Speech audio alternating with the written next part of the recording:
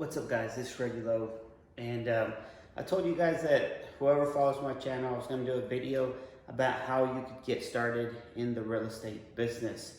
So this video is directed towards people who don't own any real estate, who maybe are currently renting and want to get into the real estate game. So there's several things that you need to do if you want to get into real estate.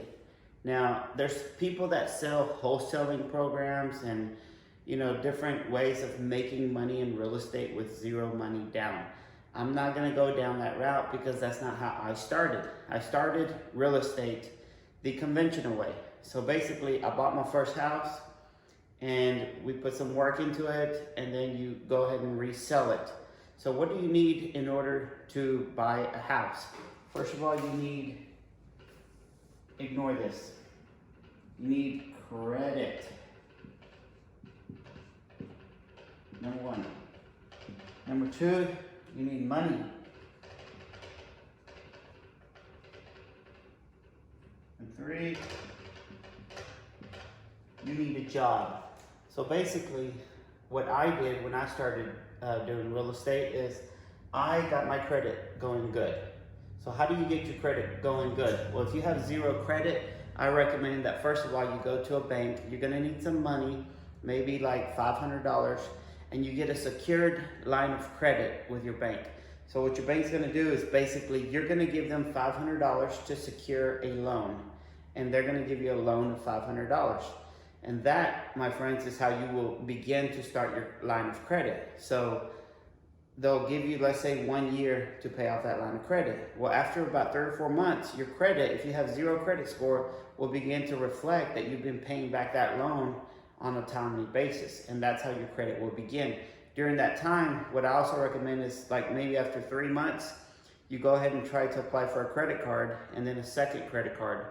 Once you have 3 lines of credit going and you're being responsible, never use credit cards to go out and spend money. Like, your goal is to have credit, not to actually use your credit. But you do want to have a low balance on your credit cards because that will help your score go up. Credit is affected by timely payments. Credit is affected by how much you owe on your line of credit. So if you have a credit card that has a $1,000 limit and you consistently owe $900, then you are going to have lower credit. If you have a $1,000 balance and you have maybe $100 a month on there, then your credit will skyrocket. And so you need a line of credit or 2 credit cards, and that will build your credit. And it could take up to 6 months for your credit score to go up. But credit is very important, and credit, once you buy your first house, is how you will leverage to buy more real estate in the future. And I'm going to teach you guys how to buy more real estate once you get your first house. But in order to buy your first house, you'll also need money. So what I did is I saved money to buy my first house. I bought a house that needed work, and I put 20% down. And that's because I was a self-employed person. Now, if you have a job and you're a W-2 worker and you report your taxes, then you basically can go about it with as little as 3.5% down. So you can get an FHA loan, put 3.5% down, or a conventional loan and put 5% down.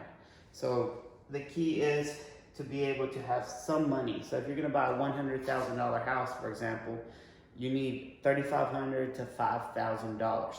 And if you're not able to save money to get in position to purchase a house, then you're probably not gonna be good at this game, because people who are real estate investors typically like to make money and grow their wealth for the long term, not just like to get rich quick. I don't do get rich quick. I've been doing this for 16 years, almost 17. And it takes a while to build a portfolio that makes you a lot of money. I don't know if you can see this on the screen, but this month we collected $42,919 in rent. You're not gonna get there on day one. So anyways, back to my point here. So you need credit, you need money, and you need a job. And once you do that, what you want to do is you want to go and apply for a loan. So basically, the bank will tell you how much money you can afford, how much payment you can afford. Oh, let me add one more thing. You want to make sure you don't have a lot of things on your credit. Like, you don't want to Now that you have credit, you don't want to go out and buy a car, because every single payment that's on your credit is going to affect your ability to buy a house. So you don't want to go out and build your credit and then go use your credit to buy cars, to buy toys, furniture, stuff like that. So then once you get approved at the bank, what you want to do is buy a house that needs cosmetic work. You don't want to buy a house that needs foundation repairs. You don't want to buy a house that needs a roof or mechanical issues like the plumbing or the electrical. What you want to do is buy a house that is, you know, mechanically and everything good, get an inspection on it, but make sure that there's some room for upgrading, maybe the paint, the flooring, stuff like that. And the key here now is the important thing is, for example, you want to have a realtor, or you want to do your research to make sure that the house you buy is, you're buying it for less than the market value, and that you can resell it to make a profit. So we're going to do an example with a $100,000 house. You're going to buy a $100,000 house, for example, and you're going to look at the market to see what your house would sell for if it was fully remodeled. You can ask your realtor for this. You can say, I want to buy this house, but I want to know what would it be worth if I had new flooring and painting and maybe change the light fixtures. And your realtor should be able to tell you what the higher value should be. So let's say your realtor says, okay, this house is listed for $100,000, but if you do the repairs, you can maybe get $125,000, right? So the value of the house after repairs would be $125,000.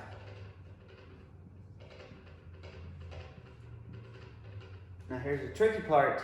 Now you have to make sure you can get this house not only for $100,000, but less. Because what you want to do is leave room there for cushion. So, let me erase this. Let's say after repair value, that's after repair value, ARV of the house is $125,000. Remember, you'll get better at this over time. So I can buy houses now for a little bit more profit.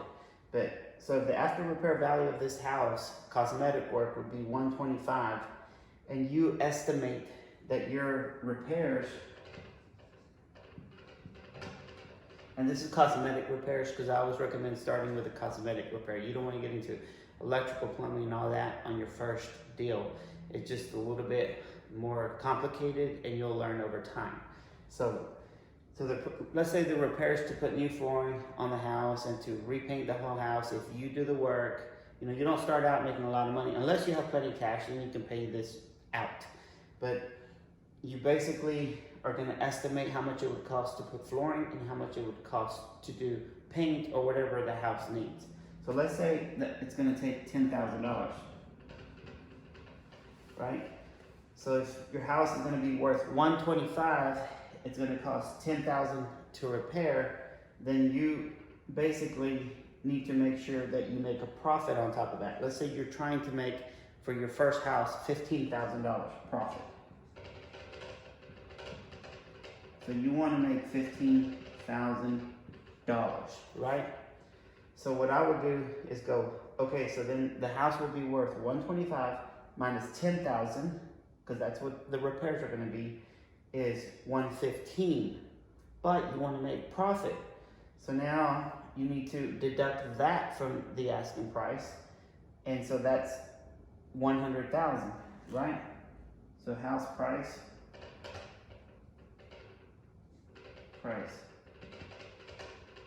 no, we're going to do this. Whenever you have to buy a house and stuff, you're going to have closing costs. And whenever you sell a house, you're going to have closing costs. So let's estimate for you to resell that house in the future is going to cost you $7,000. So resale expenses, right? $7,000. So you started out, your house will be worth $125,000. Your repairs will be $10,000. Your profit will be $15,000 that you're trying to make. So you add it as an expense because you're trying to make that profit. And then $7,000 in closing costs and all that. So that puts you 115, 100, and this puts you at $93,000. So $93,000. So this, in this scenario, you don't want to pay more than $93,000 for that house. Now, who knows what this house would be listed at? But the point is, get your realtor to do the after repair value estimate on the house. You need to get an estimate of what it's going to cost to do the cosmetic work, and then take into account that you're going to make a profit and that you're going to have expenses when you sell the house. So in this case scenario, you would not pay more than $93,000 for the house. That being said, this is just a scenario, you know, so whenever I'm trying to buy a house, I try to get this number as low as possible. And so that's where the tricky part comes in, is being able to go out and look for houses and make sure that you get a house that needs work and that needs you know, to be updated cosmetically. And that's the tricky part, and I will go into that in another video, because being able to find houses that are on the market and off the market that are undervalued is the key to success with real estate. Remember, with real estate, you make money when you buy a house, not when you sell it. Because it doesn't matter if the value after repairs is $125. If I pay $115, I'm going to lose money on this scenario. So the key to making money in real estate is you make it on the buy. You make money when you buy. So if I buy this house for $93,000, I have instant equity in this scenario. And then of course, with your FHA loan, you're gonna have to put 3.5% down on $93,000. So what is that? That's, let's say $3,500 approximately, right? $2,800 for your down payment.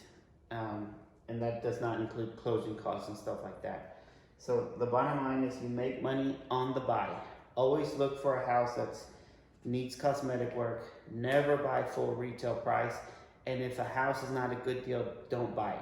You don't want to just get into real estate to say you own a house. You want to make a profit. So anyways, this is my first video. It's kind of general because there's so much involved with this. If you have any questions in the comments, please put them in the comments.